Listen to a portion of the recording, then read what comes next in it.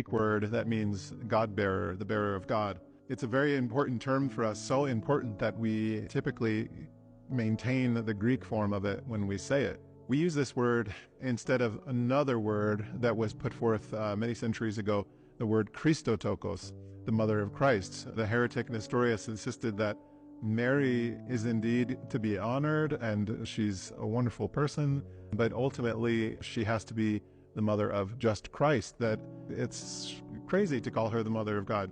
St. Cyril of Alexandria said he's surprised that not everyone is calling her the mother of God, and that has everything to do with who we believe Christ is, being both equally God and man. Nestorius, as heretics often do, went a little too far with distinguishing between Christ's divine nature and human nature.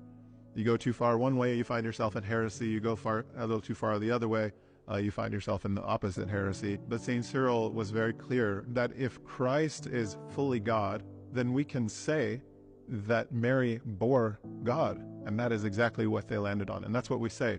So we call her the Theotokos, the bearer of God, because it has a lot to say about who she is and who Christ is and what he is, which also has everything to do with who we are, with who humans are.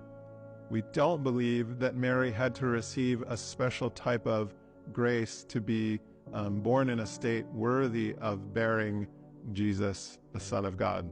So some people would say to us, Mary is just like everyone else. Like, sorry, she's a human, just like everyone else. But we, the Orthodox, would say, Mary is just like everyone else. Isn't that great?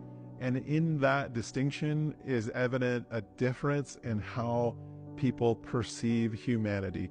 If someone perceives humanity as being, shall we say, lowly, fallen, maybe even dirty and unworthy of God, then it makes complete sense that they would also treat Christ's mother that way. But if someone sees humanity through God's eyes, that is elevated to the status of being worthy to sit on his throne. If we examine the Feast of the Ascension, Christ in his divinity and humanity ascends to take his seat on the throne of God. That means humanity is sitting on the throne of God in the kingdom. This is how highly exalted humanity is to be regarded. This is how the Lord sees humanity. And if the Lord sees humanity that way, then it makes perfect sense that his mother would be treated that way as well.